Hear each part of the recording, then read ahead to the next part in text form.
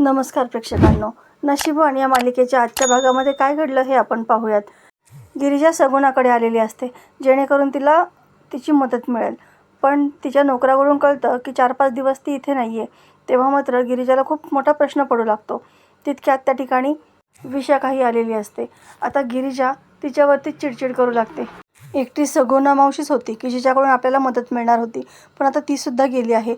इतका त्रास होतोय ना मला या सगळ्याचा, काय करावं आणि काय नाही. त्या नागेश्वर घोरपडेंचं खरं चेहरं आपल्याला सर्वांसमोर आणायचं असेल ना, तर एकतर आपल्याला देवकी मावशी तरी सापडायलाच हव्यात. पण त्यासुद्धा कुठे गेल्या आहेत काहीच कळत नाही आहे. तेव्हा विशाखा म्हणते, अगं माझी मैत्रीण पहिल्यासारखी जशी होती ना तशीच ठीक होती. ती प्रत्येक गोष्टीचं तिच्याकडे सोल्युशन असायचं. तू त्या पहिल्या गिरिजासारखा विचार कर, म्हणजे तुला मार्ग नक्की सापडेल.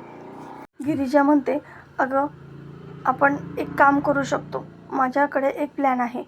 आता ती जे काही करायचं आहे ते सगळं तिला सांगू लागते. मात्र विशाखाला खूप मोठा धक्का बसतो. कारण विशाखा म्हणते, अगं गिरिजा तुला कळते का तू काय बोलती असते, याने तुझ्या जीवावर सुद्धा बेतू शकतं. तेव्हा गिरिजा म्हणते, जीवावर तर जीवावर, पण आता नागेश्वर घोरपडेंचा खरा चेहरा जगासमोर आणल्याशिवाय मला काही शांत बसवणार नाही. एकदा का रुद्रसमोर त्यांचा चेहरा आला ना की मग रुद्र आपोआप आपल्या बाजूने येतील आणि मग मला माझ्या बाबांच्या खुन्याबद्दलसुद्धा सगळं त्यांना सांगावं लागेल. एकतर तो कुशल त्याने मला ब्लॅकमेल करायला सुरुवात केली. त्याच्याकडे नागेश्वर घोरपडेंनीच माझ्या बाबांचा खून केला आहे हे सगळे पुरावे त्याच्याकडे आहेत. पण त्यासाठी त्याला माझ्याशी लग्न करायचं आहे तरच तो देणार आहे. पण मी काही त्याच्यासमोर हार मानणार नाही आहे. आता बघच तू काय करते मी. तेव्हा विशाखा म्हणते, ते सगळं ठीक आहे, पण तू जे काही म्हणतेस ना याच्यामध्ये खूप मोठी रिस्क आहे. तुझ्या जीवाशी खेळ होईल. तेव्हा गिरिजा म्हणते, ते काही असलं तरी चालेल, पण आता मी माघार घेणार नाही. देवकी मावशींना मी शोधून काढणार आणि रुद्रसमोर त्यांना सगळं खरं सत्य सांगायला लावणार. आणि असं जर झालं तर त्या कुशलच्या पुराव्यांची सुद्धा काहीच गरज नाही राहणार. आता इकडे नागेश्वर देवकीसमोर नुसताच बसून असतो, तिच्याकडे एकटक पाहत असतो. तेव्हा देवकी म्हणते, असं काय दगडासारखा बसला आहेस माझ्यासमोर आणि एकटक काय बघतोयस. तेव्हा नागेश्वर म्हणतो की अगं दगडासारखं बसावं लागतंय की बघतोय वाट. माझ्यासमोरच्या दगडाला कधी पाझर फुटेल आणि कधी ती तिच्या मुलीचा पत्ता मला सांगेल. सांगून टाक ना. एकदा तू मला त्या पोरीचा पत्ता सांगितला ना, मी खरं सांगतो तुला आयुष्यामध्ये तोंडसुद्धा दाखवणार नाही. देवकी म्हणते, तू प्रश्न बदल म्हणजे मग माझं उत्तरसुद्धा बदलेल. कारण तुझ्या प्रश्नाचं उत्तर माझ्याकडे एकच आहे, ते म्हणजे मला माहीत नाही. तेव्हा नागेश्वर रागातच म्हणतो, प्रश्न बदलू? मी काय नोकर आहे का तुझा? अगं तुझा कैदी आहे का मी? तू कैदी आहेस माझ्याकडे. त्याच्यामुळे तुला मी विचारीन ते प्रश्नाचं उत्तर तुला द्यावंच लागणार आहे. देवकी हसतच म्हणते, अरे मी मेले ना तरीसुद्धा मी सांगणार नाही. आणि असंही मला तरी माहिती असतं ना तरीसुद्धा मी तुला सांगितलं नसतं कधीच. तेव्हा नागेश्वर तिच्यावरती प्रचंड चिडतो. तो म्हणतो, तुमच्या मायलेकींचं ना काही कळतच नाही. कसं असतं ना मायलेकींचं नातं, म्हणजे लेकरासाठी लगेच मरायलासुद्धा तयार होते. तुझं ना मला काही कळतच नाही. घडीत म्हणते तुझी भीती वाटत नाही, घडीत मरणाची भीती वाटते, घडीत पोरीमध्ये जीव अडकतो. तेव्हा देवकी म्हणते, तुझ्यासारख्या राक्षसाला ते कधीच कळणार नाही की एका मायलेकीचं नातं काय असतं.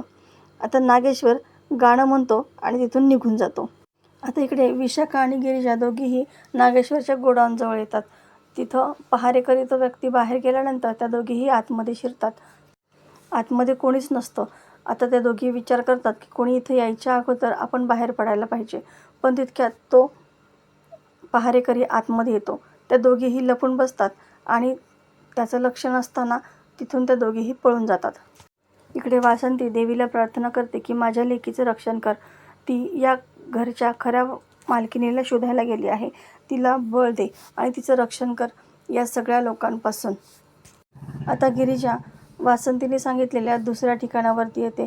तिथंसुद्धा आसपास पाहिल्यानंतर तिथे कोणीच नाही असं तिला समजतं. आणि मग त्या दोघीही ठरवतात की आता आपल्याला तिसऱ्या आणि शेवटच्या ठिकाणी जावं लागणार आहे. पण तिथं असंच नाही जाता येणार. काहीतरी युक्ती आपल्याला लढवावीच लागणार आहे. तेव्हा आता गिरिजा वासंतीला फोन करते आणि तिला फोन करून सांगते की आम्ही 2 ठिकाणी चौकशी केली, पण तिथं कोणीच नाही आहे. शेवटी आता आम्ही तुम्ही ज्या सांगितलेल्या ठिकाणी जातो आहे. तेव्हा वासंती म्हणते, व्यवस्थित आणि जपून जा, कारण कदाचित हे तिथं असू शकतील आणि असं जर असेल तर तुला खूप सावधगिरी बाळगावी लागेल. तेव्हा गिरिजा हो असं म्हणते आणि प्लॅन आखून त्या दोघीही तिथे जातात. आता प्लॅनप्रमाणे विशाखा एका व्यक्तीला तिथे घेऊन येते, ज्याला फोटोशूट करायचं असतं आणि मग ती वॉचमनकडून तशी परवानगीही मिळवण्याचा प्रयत्न करते. पण वॉचमन म्हणतो की आमच्या साहेबांनी सांगितले इथे कोणाला आसपास फिरकूही द्यायचं नाही. आता ती बोलण्यामध्ये गुंतून ठेवते आणि त्याच गोष्टीचा फायदा घेऊन गिरिजा कंपाऊंडच्या आतमध्ये येते. तिथे शटरला कुलूप लावलेलं असतं. आता गिरिजा आतमध्ये डोकावून पाहण्याचा प्रयत्न करू लागते आणि चक्क तिला त्या ठिकाणी देवकी बांधून ठेवलेली दिसते. पण तिची हाक काही तिच्यापर्यंत जातच नाही, कारण ती बहुधा बेशुद्ध असावी. मग ती देवीला प्रार्थना करते आणि लगेच रुद्राला कॉल करते. रुद्राला सांगते की मी एका ठिकाणी आली आहे, पण मला ना तुमची मदत हवी आहे. तुम्ही थोडा वेळ इथे येऊ शकता का? तेव्हा रुद्रसुद्धा लगेच तिथे येण्यासाठी तयार होतो. तो आता गिरिजाकडे जायला लागणार, लगेच सावी त्याला थांबवते. अरे आपण दोघं जाणार होतो ना, मग तू आता मध्येच कुठं चालला आहेस? तेव्हा रुद्र म्हणतो, खूप अर्जंट काम आहे, मी लगेच येतो, आणि तो तिथून निघून जातो. उर्वशी म्हणते की याचं काय महत्त्वाचं काम आहे ना, ते मला चांगलंच माहिती आहे, पण गिरिजा त्याला जास्त वेळ थांबू नाही शकणार. आता गिरिजा त्या वॉचमनशी बोलत असते, आम्हाला आतमध्ये जाऊ द्या असं सांगत असते. तितक्यात रुद्र त्या ठिकाणी येतो. रुद्र म्हणतो, काय चाललंय दादा? यांना आतमध्ये सोडायला हवं होतं तुम्ही. तुम्हाला माहिती नाही का की या कोण आहेत? साहेबांच्या सुनबाई आहेत, माझ्या पत्नी आहेत या, आणि तुम्ही यांना अडवताय. यांना काय फोटोशूट करायचं तो करू द्यात. तेव्हा वॉचमन म्हणतो, अहो साहेब, मला जर आधी माहिती असतं ना तर मी आतमध्ये सोडलं असतं, पण खरंच चूक झाली, माहिती नव्हतं मला. आता सगळेजणं आतमध्ये जातात. आता सगळेजणं आतमध्ये येतात. तेव्हा गिरिजा म्हणते, इथे मी पहिल्यांदाच आली आहे, सगळं खूप छान आहे ना, म्हणजे अगदी साफसफाई पण व्यवस्थित दिसते, असं वाटते की इथे कोणीतरी राहत होतं. तेव्हा रुद्र म्हणतो की अहो इथे ना नेहमी आबासाहेबांची ऑर्डर असते ना की सगळीकडे साफसफाई ठेवायची. आता गिरिजा म्हणते, आपण आत जाऊयात का? तेव्हा रुद्र जेव्हा आत जातो तेव्हा पाहतच राहतो. गिरिजाला असं वाटतं की इथे देवकी मावशी असेल, मात्र तिथे कोणीही नसतं. आता गिरिजा भांबावल्यासारखी इकडे इकडे पाहू लागते. रुद्र विचारतो, गिरिजा काय झालं, काय शोधताय तुम्ही? गिरिजा म्हणते, काही नाही, ओ सगळं पाहते, खूप छान आहे घर आणि खूप व्यवस्थितही ठेवलं आहे. तेव्हा विशाखा तिथे येते आणि गिरिजा तिला खुणवते की सगळे व्यवस्थित फोटो काढलेस ना? तेव्हा ती हो म्हणते आणि समोर काहीही नाही पाहून तिलासुद्धा आश्चर्य वाटतं. आता गिरिजा विचार करू लागते की इतक्या कमी वेळामध्ये त्यांनी देवकी मावशींना कुठं हलवलं असेल, म्हणजे त्या नक्कीच इथं जवळपासच कुठेतरी असाव्यात. पण आता त्यांना कुठे शोधायचं? आता रुद्र तिच्याशी बोलत असतो, मात्र तिचं काही लक्षच नसतं. रुद्र म्हणतो, आता आपण घरी जाऊयात ना, कारण मला ना खूप महत्त्वाच्या ठिकाणी जायचं आहे. तेव्हा गिरिजा आणि रुद्र घरी येतात. तेव्हा सावी छान साडी घालून तयार झालेली असते आणि रुद्र म्हणतो, सावी पटकनी बस. गिरिजा विचारते, तुम्ही कुठं बाहेर जाणार होतात का? तेव्हा रुद्र म्हणतो, हो, सावीला घेऊन जरा बाहेर जायचं आहे. आता सावी गिरिजाला धक्का मारते आणि रुद्राच्या पाठीमागे बसून तिला डोळा मारून तिथून निघून जाते. आता उर्वशी आगीत तेल ओतायचं काम करते.